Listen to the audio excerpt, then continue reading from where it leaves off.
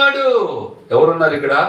యేసు ఉన్నాడు. యేసుకు నీకు సంబంధం ఏంటమ్మా అంటే, యేసు నా పాపాలు క్షమించినాడు, నా పాపాలు కడిగినాడు.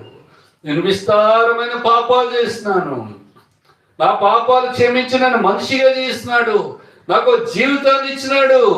అందుకే నేను ఆయన్ని సంపాదించుకోవడం కొరకు నా సంపాదన అంతా ఎవరి కొరకు ఖర్చు పెట్టినాను?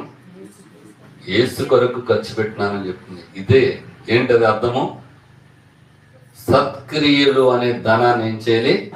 సంపాదించుకోవాలి. నువ్వు ఎంత చేసినా లోకం కొరకు నువ్వెంతనే చేయాలి, మట్టిలో మశానంలో కలిసిపోద్ది.